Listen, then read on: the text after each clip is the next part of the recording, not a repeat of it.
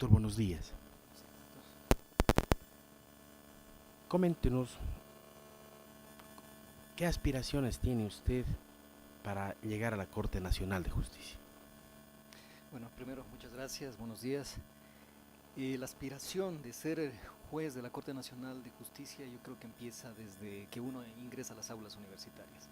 No hay abogado en este país que no haya tenido como motivación extra o principal el hecho de llegar a ocupar uno de los cargos más altos dentro de nuestra función judicial o dentro de la Administración de Justicia, como es ser juez de la Corte Nacional.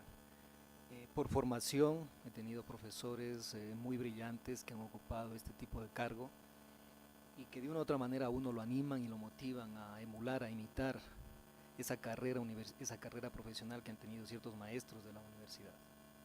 Eso desde el punto de vista personal, pero adicionalmente creo que hay una motivación extra de por qué es mi aspiración a llegar a la Corte Nacional de Justicia, es porque se puede.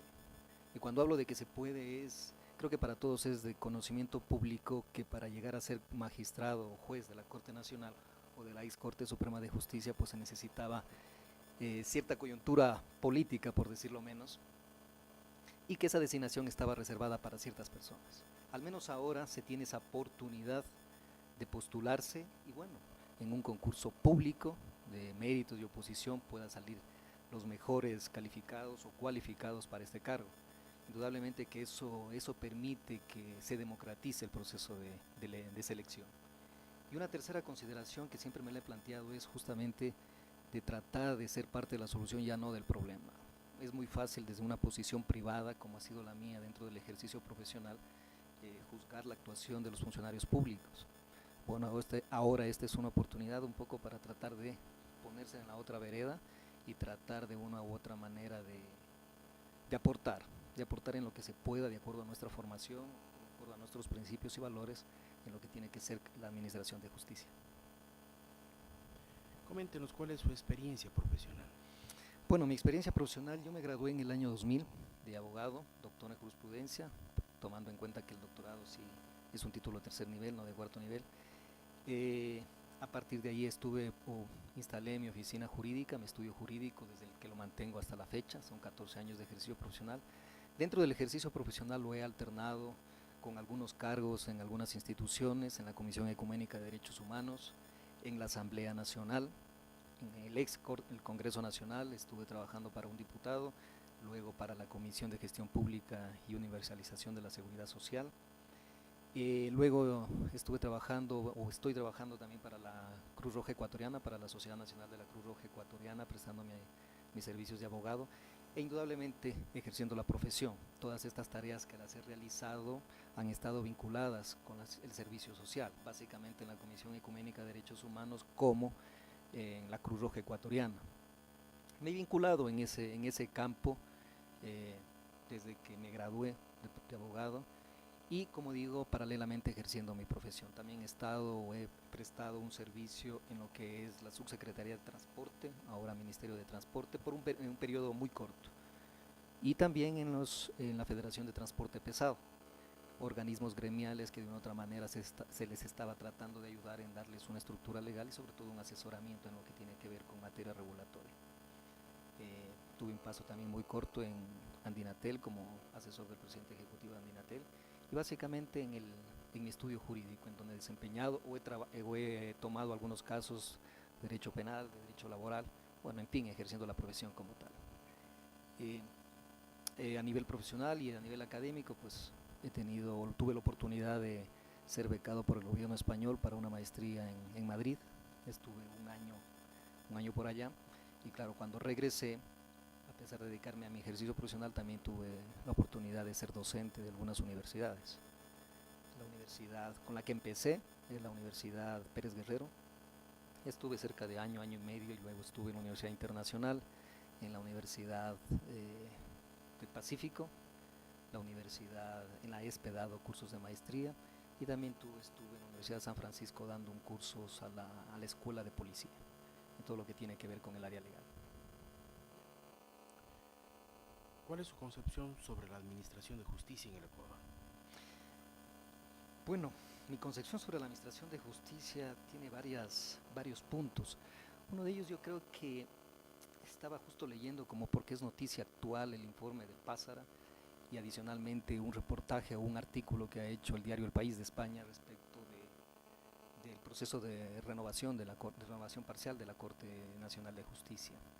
Pues yo creo que hay muchas cosas obviamente que no se entienden adecuadamente. Una de ellas es que este es un ejercicio en donde va a tener críticas, porque se administra justicia. Y hay personas indudablemente que no salen favorecidas con la sentencia, que tienen su punto en contra y que empiezan a especular sobre ciertas situaciones de que existen componendas o de que existen intereses a favor de la parte ganadora. Eso es normal, ese es un proceso del ser humano que cuando no obtiene una sentencia a favor sale de una u otra manera resentido.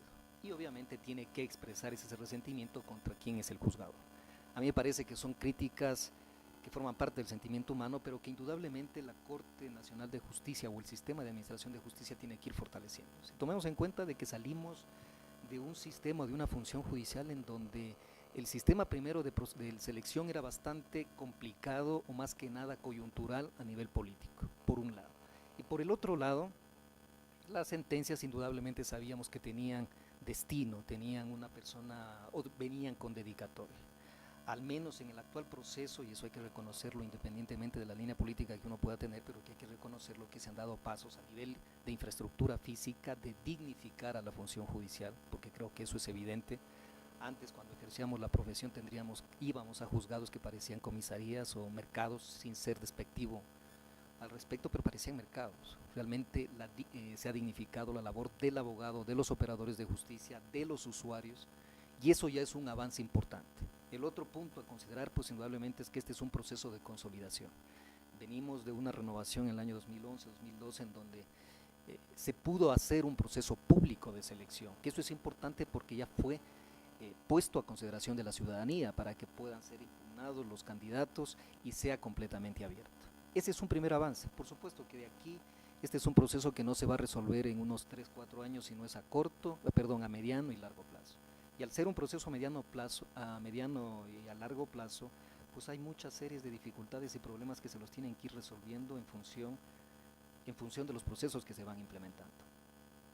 Este proceso de selección pues indudablemente debe ser considerado un aspecto muy importante, sobre todo por el perfil de los postulantes.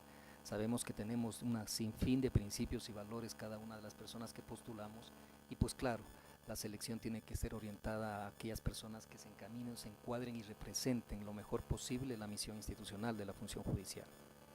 Tienen o tenemos que enmarcarnos dentro de los postulados de lo que significa el servicio público de administración de justicia. Y en eso pues indudablemente a veces pueden haber errores en la selección o equivocaciones como todo proceso humano, pero susceptible de corregirse. Para mí la función judicial, y eso lo digo desde el ámbito profesional como un profesional de haber ejercido 14 años mi profesión, de que una cosa es haber ejercido la profesión en el año 2000 y otra en el 2012 o 2014, en donde hay condiciones favorables, en donde indudablemente hay problemas, pero esos problemas pueden corregirse y creo que están en el camino adecuado. Pues los problemas siempre van a haber, siempre van a existir, pero lo importante es también tener procesos de control, de autodepuración de la propia Corte Nacional de Justicia y del sistema de administración de justicia como tal. A su criterio, ¿cuáles son las fortalezas que tiene la actual administración de justicia? ¿Cuáles son las debilidades? ¿Qué haría usted para potenciar esas fortalezas y qué haría usted para transformar esas debilidades? Bueno, para mí una de las fundamentales fortalezas de la actual administración de justicia tiene que ser la división entre el Consejo de la Judicatura y la Corte Nacional de Justicia. La Corte Nacional de Justicia no puede dedicarse a la tarea de administrar justicia y adicionalmente control administrativo, como sucedía mucho antes. A la final eso permitía que existan ciertos intereses que se trastocaban y la administración de justicia se transformaba de una u otra manera en una fuente de presión para ciertos intereses. El hecho de tener un Consejo de la Judicatura encargado única y exclusivamente en el tema administrativo, de control, de establecer procesos de selección para todas las instancias judiciales y una Corte Nacional exclusivamente dedicada a su función de administrar justicia en temas de casación básicamente, pues eso es una de las fortalezas. No tenemos que mezclar esas dos competencias. Y una de las debilidades sigue siendo la capacitación de los jueces, sigue siendo hasta la coyuntura política, pero más que nada la capacitación. Hay muchos jueces que aún exigen o necesitan cierta capacitación y formación, Lo importante también es ir de la mano con las universidades. Las universidades preparan a los que van a ser futuros jueces, a los que van a ser los abogados. Y hay muchas prácticas que uno viene arrastrando de la propia universidad y que únicamente lo traduce ya en el ejercicio práctico de la profesión. Y ese es un punto a considerar. Yo creo que los operadores de justicia tenemos una gran responsabilidad, o en el caso de los jueces que ya son, tienen una gran responsabilidad porque tienen una función muy importante, una misión muy fundamental, que es administrar justicia, pero a veces no lo entendemos de esa forma. Pensamos que la administración de justicia también implica ser amigos, o pagar favores, o de una u otra manera ser consecuente con ciertas personas que le han ayudado, y no se entiende que esto es un proceso sumamente serio, y sobre todo que hay personas que de una u otra manera confían en la facultad o en la capacidad de un juez para tratar de administrar y dar a cada uno lo que le corresponde. Es una misión muy importante. Esa es una de las debilidades. Desde mi punto de vista, ¿cómo fortalecería esta fortaleza que tiene la administración de justicia? Efectivamente dedicándome al trabajo por el cual se me ha contratado, se me ha designado.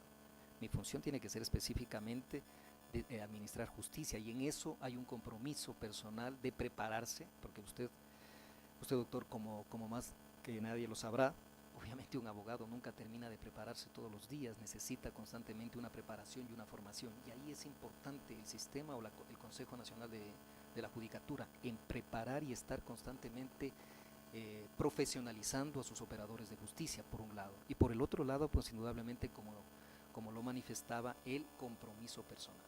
Pues este es un compromiso ético.